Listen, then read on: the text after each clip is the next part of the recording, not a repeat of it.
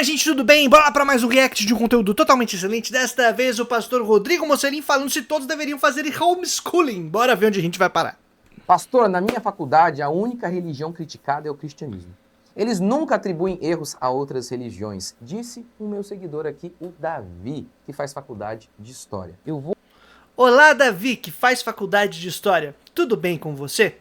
Fica algumas dicas aqui importantes. A primeira, olha bem quem você tem seguido. Talvez você se interesse pelo tipo de conteúdo que eu tenho divulgado aqui no meu canal. Para você que não é Davi, mas que também está assistindo esse vídeo, curte, comenta, compartilha, divulga, dá uma força aí, dá uma olhada nos cursos que eu estou ofertando e quem sabe também dá uma força no Pix, beleza? Pra gente manter o trampo ativo e tamo aí nessa correria. Caso você não goste do conteúdo, destile um pouco da sua raiva também aqui nos comentários. Você pode usar de maneira catártica aí para aliviar um pouco das suas preocupações da vida, que podemos ser úteis desta maneira também. Por outro lado, Davi, segunda coisa, caso você observe um pouco, já que está numa faculdade de História, o processo histórico de colonização e constituição da sociedade brasileira, você vai perceber que um dos fatores fundamentais é o cristianismo. Então, provavelmente, ele é o grande objeto de estudo das disciplinas em nosso país, incluindo a história. Não faria muito sentido ficar analisando só outras coisas se o nosso intuito é produzir história também articulada com a nossa realidade. No mundo, majoritariamente, também foi por meio do cristianismo que muita violência e atrocidade foi cometida. Vou mostrar para você aqui a denúncia que ele fez, que ele me enviou. Denúncia!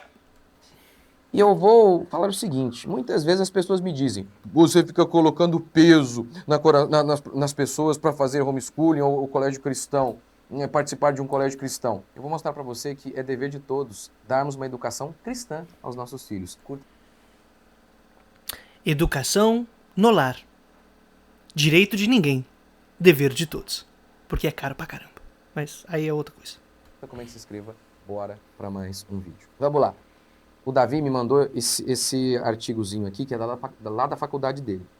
Vou mostrar para vocês aí. Foi nesse momento que a história de Jericó começou literalmente a desabar. A história bíblica, como a Bíblia declara a história de Jericó. Havia muros sucessivamente construídos sobre outros caídos ou reparados, além de mudanças substanciais na planta da cidade. A datação dos materiais encontrados no local, indicava épocas bastante discordantes com o relato bíblico. As conclusões de Kenyon provocaram um novo rebuliço que dividiu definitivamente os pesquisadores de Jericó. Era simples. Se houve realmente algum Josué, e se em torno de 1400 anos antes de Cristo, ele levou seu exército até Jericó, ele não precisaria tocar qualquer trombeta, porque a Bíblia diz que ele tocou a trombeta e as muralhas caíram. A cidade estava em ruínas fazia séculos, ou seja... Denúncia aí, minha gente. Historiadores, arqueólogos e geólogos, talvez geógrafos, fazendo seu trabalho. Muito perigoso isso. Pode ser que mais constatações e descobertas científicas venham à tona e a gente tenha que repensar uma série de modos de abordar o texto bíblico. Por exemplo, lendo ele como se fosse um relato histórico jornalístico moderno, que é um pouco equivocado. Para quem fez história, aprendeu um pouco sobre historiografia, já deve ter percebido os problemas dessa percepção de pegar um determinado texto como se ele fosse planejado, desenvolvido e escrito em sentido de verdade moderna. A Bíblia está errada. É isso que ele está dizendo aqui. Rapaz, Não, a Bíblia não é um texto jornalístico, nenhuma descrição historiográfica moderna que tem como propósito explicar e detalhar explicitamente como um determinado fenômeno ocorreu. Não era esse o propósito do texto. Mas se você quiser imprimir esse propósito do texto, porque se não foi assim, se não foi como uma trombeta, com alguém descrevendo ali jornalisticamente que foi com as trombetas tocando que o muro caiu, se isso para você necessariamente tem que ter ocorrido dessa maneira para você ter fé, que pouca fé nós temos, não? Pouca fé. Pouquíssima fé. Uma luta explícita contra a fé cristã. E é interessante que a cada dia eles vêm e falam alguma besteira sobre a Bíblia e passa o tempo, a ciência vai lá e descobre a Bíblia estava certa. Mas há uma luta explícita contra a fé cristã nas escolas. Tem um livro clássico chamado Maquiavel Pedagogo, em que ele faz citações de grandes organizações mundiais, que de maneira resumida é o seguinte, o que essas grandes organizações disseram?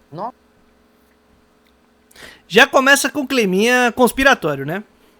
Então, um livro aí que o cara disse que grandes organizações disseram, e já que elas disseram, provavelmente foi assim que ocorreu. Provavelmente os documentos e o modo de trabalhar com essa documentação também foi muito cuidadoso, e a gente não vai ficar selecionando o texto para dizer aquilo que nos interessa, né? Texto como pretexto, para a gente poder fazer o que quiser. Tipo quando a gente reagiu a um outro vídeo, que eu vou se lembrar, se eu lembrar eu coloco aqui na descrição, do pastor Rodrigo Mussolini, citando o Manifesto Comunista. Ele citava trecho do manifesto, aí a gente abriu o manifesto e foi ler, e descobriu que não era isso que ele estava dizendo. Era outra coisa. Talvez, posso estar equivocado, o autor do livro tenha feito exatamente essa mesma metodologia, que é muito semelhante a outra metodologia de um livro que a gente viu aí, que o título era sobre Escola de Frankfurt, mas na tradução em português, porque no original não tinha nada sobre Escola de Frankfurt, e que o autor faz a mesma coisa, vai pensando o que interessa para fazer um balaio de gato e criar uma história muito fofa, mas uma ficção. Nós devemos ensinar valores morais às crianças ou apenas ensinar matemática, física? E aí eles mesmos respondem: a escola tem valores morais, sim, e os transmite. Em outro trecho da obra de Maquiavel Pedagogo, Qual foi a ele novidade? diz que essas grandes organizações mundiais que tomam conta da escola e tomavam, A Croton? Lehman? Magnata aí da educação? Papando grana até umas horas, falindo empresa com dívida bilionária e depois conseguindo ser salvo pelo Estado? É disso que nós estamos falando? Talvez o problema não seja bem a educação ou a escola, mas capitalismo. Fica aí na dica. ele diz o seguinte, que a escola, essas grandes organizações, ele faz citações dessas grandes organizações. A escola existe para desfazer os preconceitos recebidos pelos pais. Não tem teoria da conspiração. Claro Lá que não. No livro Maquiavel Pedagogo, ele faz citação dessas grandes organizações mundiais que controlam a educação no mundo. Agora, Citar um trecho sem saber manejar o seu conteúdo com metodologia clara e bem trabalhada, apresentando contexto e tudo mais, pode ser um problema. Terei que verificar esse maravilhoso livro, que pela indicação eu fico um pouco preocupado se eu vou gastar muito do meu tempo e só ficar biruleibe das ideias, ou se realmente vai valer a pena para alguma coisa. Mas vamos ver, porque tem que ver também contexto, como que o cara trabalhou, o que, é que ele está dizendo. Fico em dúvida, porque a última vez que nós vimos citações feitas pelo nosso camarada pastor aqui foi um pouco problemático. Agora, leia esta citação de John Duffy, um importante humanista, e analise Quem? se há mesmo neutralidade na escola ou se o que eu estou falando não é verdade, que há uma luta explícita contra a fé cristã. Ele disse: estou convencido de que a batalha pelo futuro da humanidade deve ser travada e vencida na sala de aula da escola pública, por professores que percebam de forma correta seu papel de proselitismo da nova fé. Proselitismo, ou seja, tentando converter para a religião deles, que é o quê? Não sei qual é, mas ele tá falando de escola pública ou de escola privada das grandes empresas que controlam as escolas? Eu fiquei confuso agora quem é o nosso inimigo. O humanismo, a religião da humanidade. Os professores devem incorporar a mesma dedicação altruísta dos pregadores fundamentalistas mais fanáticos, pois serão outro tipo de pregadores, utilizando, porém, a sala de aula em vez do púlpito. A sala de aula deverá se tornar, e o fará, a arena do conflito entre o velho e o novo, o corpo em putrefação do cristianismo, com todas as suas misérias e males adjacentes, e a nova fé do humanismo. Olha o que ele está dizendo, não tem teoria da conspiração. Claro que não. Eu, quando fui fazer licenciatura, foi a primeira coisa que eu aprendi. A gente entra na sala de aula na licenciatura, a gente chega lá, senta e recebe uma cartilha do John Dolphin. Eu não recordo agora o nome do camarada. A gente recebe essa cartilha, a gente vai lendo e vai estudando ela pra gente decorar, reproduzir. Eles colocam vários vídeos pra gente ficar assistindo de como os pregadores pentecostais nas periferias falam suas coisas, como pregadores reformados de classe média produzem sua argumentação pra gente reproduzir dentro da sala de aula e ganhar as mentes e os corações das crianças.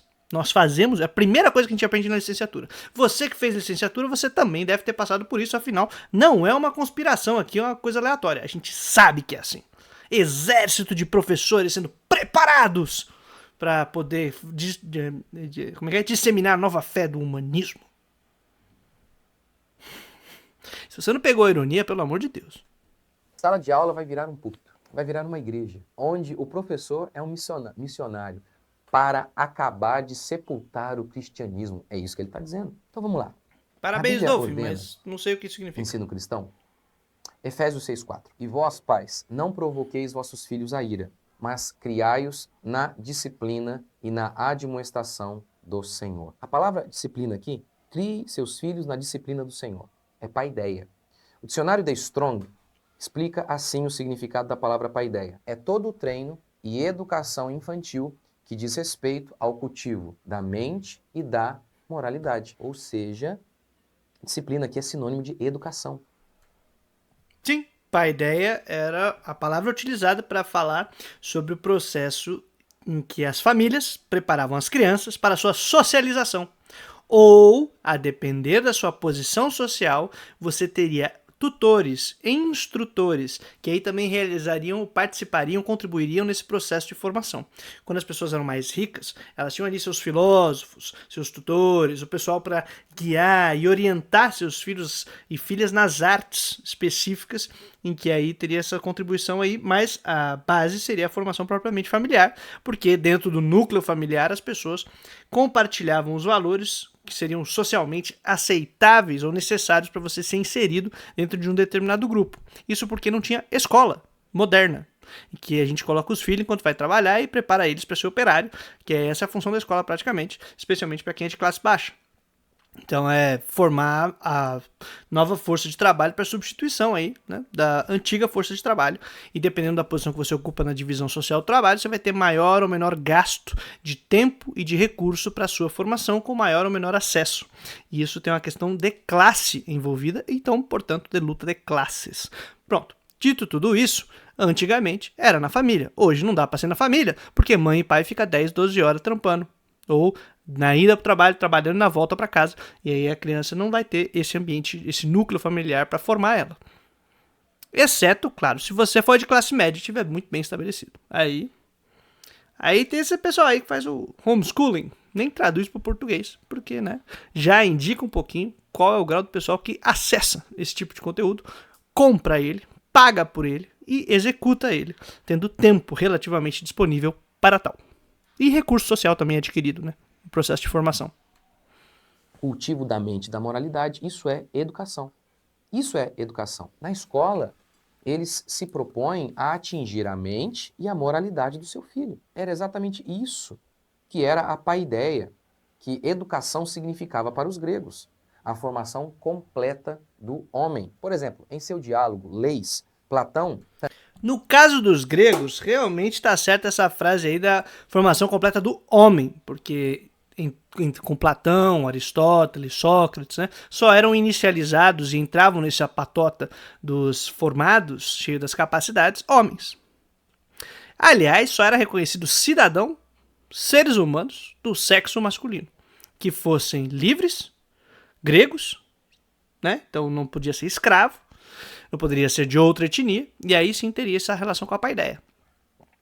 Sociedades patriarcais realmente pensam só na formação do homem. A mulher, eles não pensavam nesse tipo de coisa, porque é uma sociedade patriarcal, propriamente dita, que explora, domina, controla, o que não significava que havia resistências, mas o padrão era esse. Só pra gente ir precisando do termo paideia, especialmente entre gregos, já que vai citar Platão. Também aborda o tema da educação, sugerindo que ela deve ser dirigida tanto à formação do caráter quanto à aquisição de conhecimento. Ele disse: a educação, se for bem sucedida, é o maior dos bens. Se falhar, é o maior dos males. Em seu livro A Política, Aristóteles disse algo parecido. A educação deve ser para o bem do homem completo, não apenas para o bem de uma parte dele. A mente e o corpo devem ser formados juntos, e assim como a alma e o corpo fazem um homem, a educação dos dois deve formar uma unidade harmoniosa. Ou seja, essa é a palavra paideia, que para os gregos se representava a educação. E educação é a formação da mente e do corpo, a mente e da moralidade da pessoa. É a formação de uma pessoa. Sim, paideia. Era a formação completa do ser humano. Essa é a palavra paideia. E essa palavra que Paulo está usando, que tem o significado de educação. Mas Paulo não é grego, só pra gente começar aí, é a primeira parte. A segunda é que Paulo tá falando para uma comunidade seja de tradição semita, seja de gentios, mas empobrecida. E realmente a formação dos filhos é exclusivamente questão do núcleo familiar em casa. Não vai ter o tutor sendo pago para isso. Então Paulo está chamando a atenção, gente, a gente está formando as crianças. Vamos formar elas direitinho. Mas lembrando que as pessoas não trabalhavam 10, 12 horas por dia. Elas ficavam muito mais tempo em casa, com trabalho inclusive de subsistência, para garantir a vida de todo mundo ali dentro. Então, meu querido e meus queridos que estão acompanhando a gente aqui, vamos colocar história no papo, já que tudo começou com a faculdade de história, para a gente entender o significado dos termos, não só em abstrato, mas na realidade. Não dá para agora pegar a ideia como essa formação integral só da família tal, não sei o que lá, e trazer para uma sociedade moderna como nós vivemos hoje, em que a gente não tem tempo, tempo custa. Não tinha escola antes, hoje tem. Esse espaço de formação chamado escola, extremamente moderno, especializado para um tipo específico de formação, é completamente distinto. E dentro da dinâmica do capitalista, do modo de produção capitalista, é formação da nova força de trabalho, para substituir a anterior dentro da dinâmica de reprodução social. E aí tem um monte de coisa interessante aí, que inclusive você pode aprender um pouco aí no nosso curso de Economia para a Vida, vai aparecer nas próximas aulas, que está na nossa plataforma aqui embaixo. Que momento brilhante para fazer um merchan. Paulo está dizendo então em Efésios 6,4, vocês devem criar os seus filhos na educação do Senhor. É isso que ele está dizendo. Ele está dando uma ordem. Ele está dando uma ordem. Sim, mas ele não está dizendo vai educar os filhos, se você não educar seus filhos no seu núcleo familiar, você está errado. Ele está dizendo, quando vocês forem formar a molecada aí na casa de vocês, como todo mundo faz, porque todo mundo fazia, em outro modo de produção, outra maneira de organizar a vida, faz aqui de acordo com os valores que a gente está construindo. É uma dica, fica aí o conselho. Crie os seus filhos na paideia cristã. Crie os seus filhos na educação cristã. Sim, é ordem dar uma educação cristã aos nossos filhos. Ah, pastor, mas muitas vezes é difícil, você fica colocando esses fardos sobre a gente aí. Mas todas... Oh, meu Deus do céu. Era um conselho, uma dica. Gente, vai forma os moleque aí, né? Mas em outro modo de vida, acabamos de comentar. E eu só queria fazer um adendo aqui, que quando ficou preto e branco, por alguma razão, eu me lembrei do Coringa do Snyder Cut. Todas as ordens bíblicas são difíceis. Era difícil para a mãe de Moisés ter um filho naquela época, numa época em que o rei mandou matar os meninos. Era difícil entrar em Canaã. Havia gigantes lá. Era difícil para os discípulos abandonarem tudo. É difícil para um traficante abandonar tudo. É difícil para uma atriz que se converte abandonar os seus 100 mil reais por mês. É difícil para um pastor abandonar o dízimo. Que ela faz vendendo o seu corpo. Ou ainda, um pastor abandonar a luta para que a igreja não pague impostos. É difícil essa parte aí. O pessoal não quer pagar, não. Claro que é difícil. Na realidade, é impossível ser cristão, mas é pela fé. Sem fé, é impossível agradar a Deus. Ou seja, cada mandamento... Você acha que você pode cumprir algum mandamento da fé cristã? Parece que sim. Pelo menos, aparentemente, dá para cumprir alguma coisa. Você acha que você pode? Sim. Você acha que você pode por si só? Meu fardo é leve. Foi meio isso que Jesus disse. Deixa aí os pesos de vocês, meu fardo é leve, vai de boa, tá suave. Qualquer coisa para nós é impossível. Ter paciência, perdoar. Tudo é impossível para nós. Mas é realizado por meio da fé. Pela força de Cristo, crendo na provisão de Deus. Paulo disse em Romanos... Sei nem como é que a gente tá respirando. Porque aí você não consegue fazer nada, meu querido. Vocês aí, impossível. Isso aí é um milagre a gente tá respirando. Romanos que a vontade de Deus é boa, perfeita e agradável. Não é agradável para a nossa carne. Não é agradável para o nosso homem carnal. Não deve ser um peso dar uma educação cristã. Na realidade, não é. Peso é dar uma educação pagã. Olha que coisa. Veja esse relato de uma aluna minha. A semana. A aluna sua? Pastor, estou preocupado agora com esse momento. E espero que ela tenha tido uma formação de homeschooling na casa dela, sem necessariamente precisar desse apoio aí. A gente precisa incentivar as pessoas para serem autônomas e se formando a si mesmas. Mari, ela me mandou essa semana. Querido pastor Rodrigo, o Senhor trouxe através do curso Homeschooling ao alcance de todos uma graça para compreendermos como pais que não há ninguém apto a ensinar os nossos filhos a não ser nós mesmos, mesmo sendo pessoas comuns sem diploma. Deus já nos capacitou pelo fato de sermos pais. E foi tão profundo que em cada aula concluída, grilhões se desprendiam da minha mente. Literalmente, eu fiz o curso aos prantos. Recebi cura e restauração, e um santo temor referente à educação das minhas filhas, e ainda de um modo tão simples que me constrangeu. Muito obrigado. Deus abençoe. Até aí. Engraçado, eu sempre conto isso, né? Eu comecei a fazer homeschooling justamente porque eu não tinha dinheiro. Eu cria já nisso da ideia de educação cristã, mas não tinha condição de enviar para uma escola cristã. Na minha igreja, boa parte das pessoas que praticam homeschooling também são assim. É que a gente... Todo esse vídeo até esse momento era para um merchan do curso de homeschooling, com o livrinho homeschooling atrás do seu braço direito, no cotovelo ali. Eu não tinha sacado. Acabei de ser engambelado e fazer um react a uma grande publi do curso de homeschooling. Faça você mesmo, o fazer você mesmo. Eu não acredito que eu acabei de cair nesse golpe. Então, aproveitando esse momento, ao invés de fazer esse curso, eu prometo os mesmos tipos de experiências dos alunos do curso de homeschooling para você fazer os nossos cursos na Bruniversidade. Sim, por que gastar muito dinheiro com homeschooling, já que você não tem tempo para fazer isso? Porque realmente nós não temos tempo. Nós estamos aí numa correria insana, muito tempo fora de casa, sobrecarregados, entupidos de trabalho graças à exploração capitalista, entupidos de atividades, sem possibilidades de nos relacionarmos com qualidade com as pessoas que a gente gosta e nem ter tempo de fazer coisa que a gente motiva. Por que não gastar R$ 39,90 em um cursinho aí, aleatório, que talvez seja muito bacana. Talvez não. Pode ser que seja uma desgraça. Mas só tem um jeito de você descobrir, que é se inscrever no meu curso que tá aqui. Tô tentando escapar desse golpe que a gente tomou de ver uma publi de 8 minutos. E tudo começou com denúncia! A gente tem aqui o que a gente acredita que é correto. E aí a gente simplesmente perseguiu isso. É isso que a gente... E orou a Deus, clamou pela provisão. E é isso. Mas é isso. Aqui tá o link do meu curso, caso você queira entender o que é homeschooling.